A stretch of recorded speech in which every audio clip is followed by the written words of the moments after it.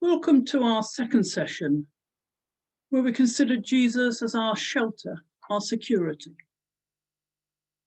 And another reading from John's Gospel, John chapter 10, verses 7 to 18. So again, Jesus said to them, "Very truly I tell you, I am the gate of the sheep. All who came before me are thieves and bandits, but the sheep did not listen to them. I am the gate. Whoever ever enters by me will be saved and will come in and go out and find pasture. The thief comes only to steal and kill and destroy. I came that they may have life and have it abundantly. I am the good shepherd. The good shepherd lays down his life for the sheep.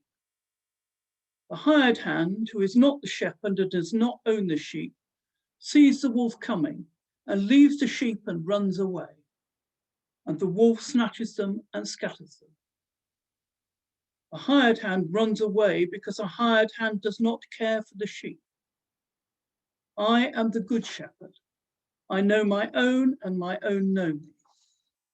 Just as the Father knows me and I know the Father, and I lay down my life for the sheep. I have other sheep that do not belong to this fold. I must bring them also, and they will listen to my voice. So there will be one flock, one shepherd. For this reason, the Father loves me, because I lay down my life in order to take it up again. No one takes it from me, but I lay it down of my own accord. I have power to lay it down, and I have power to take it up again. I have received this command from my Father."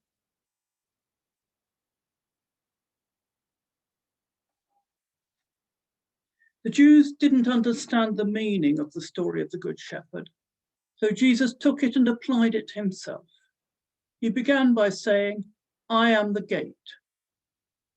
In this parable, he spoke of two kinds of sheepfold. In the villages and towns, there were communal sheepfolds where all the village flocks were sheltered when they returned home at night. These folds were protected by a strong gate, of which only the guardian of the gate had the key. But when the sheep were out on the fields in the warm season, when they did not return at night to the village at all, they were collected into sheepfolds out on the hillside. These were just open spaces enclosed by a wall with an opening through which the sheep came in and out, but there was no gate. What happened was that at night the shepherd lay down across the opening, and no sheep could get in or out except over his body. In the most literal sense, the shepherd was the gate, and there was no access except through him. This is what Jesus was thinking when he said, "I am the gate." Through him and through him alone, we find access to God. Jesus opens the way to God. Until he came, people could only think of God at best a stranger and at worst an enemy. But Jesus came to tell us and show us what God was like and to open the way to God. He is the gate through whom entrance to God becomes possible. There is a contrast between Jesus and those who came before. Jesus said that those who came before him were thieves and robbers. He was not, of course, talking about the great succession of prophets and the heroes. He was referring to those adventurers who were continually appearing to Palestine and promising that if people would follow them, they would bring in the golden age. All these claimants were revolutionaries and insurrectionists. We only have to look at what is happening in our world to understand that these sort of people only believe that the golden age must be brought in with violence, class warfare, bitterness, and destruction. Is Jesus' claim that he came that we might have life and that we might have it more abundantly. When we walk with Jesus and know his presence in our lives, there comes a new vitality, a superabundance of life. Jesus then draws a comparison between the good and bad, the faithful and unfaithful shepherd. In Palestine, the shepherd was totally responsible for the sheep. If anything happened to the sheep, he had to produce some kind of proof that it was not his fault. The good shepherd was born to his task and grew into the calling of being a shepherd. To the shepherd, it was the most natural thing to risk his life for the sheep. On the other hand, there was the false and unfaithful shepherd. He was in it simply and solely for the pay he would get out of it. When the wolves arrived, he would run away and save his own life rather than his flock. Jesus' point is that the man who works only for reward thinks more of money than anything else. The man who works for love thinks more of the people he is trying to serve more than anything else. Jesus is the good shepherd who so loved his flock that for their safety, he would risk and one day give his life.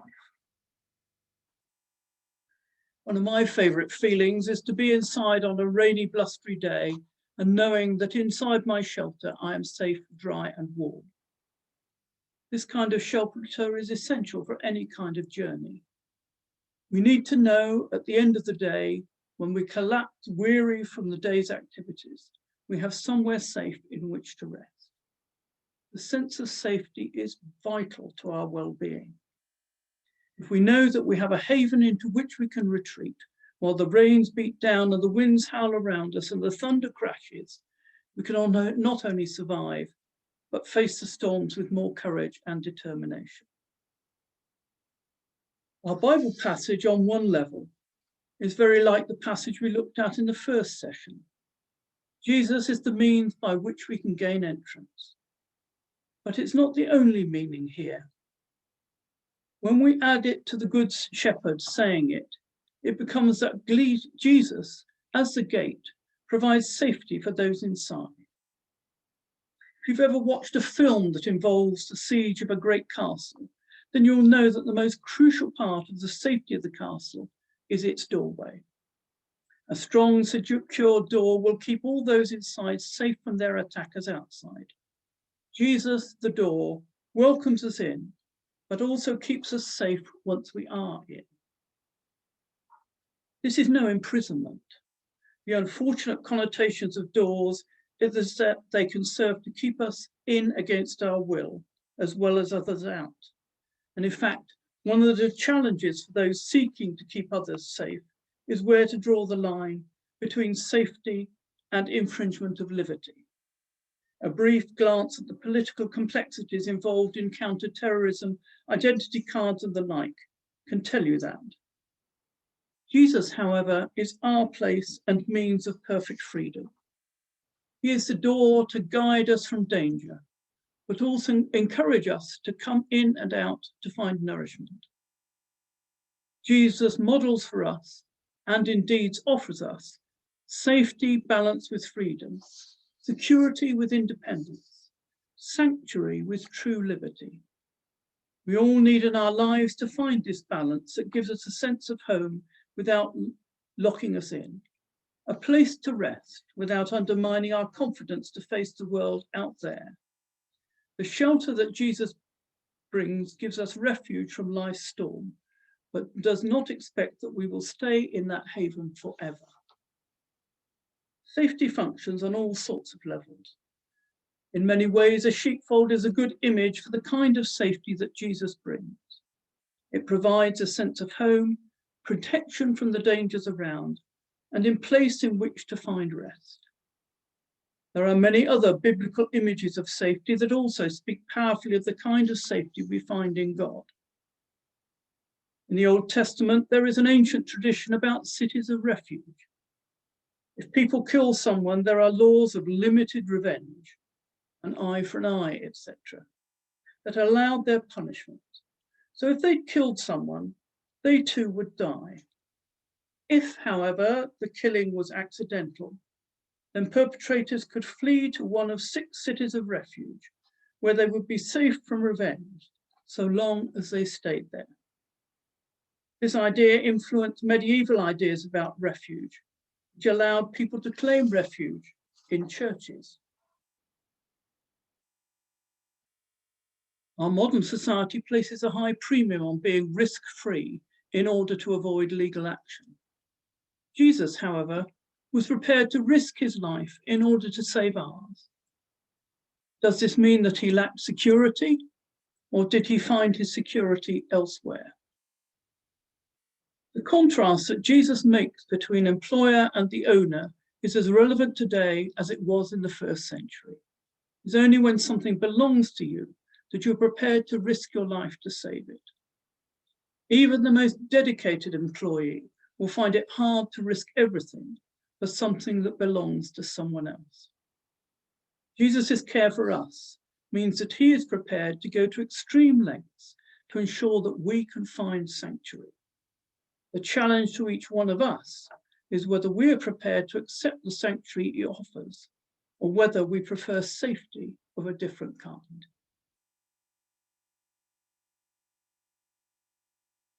Now, time for you to spend time in quiet and your own reflection.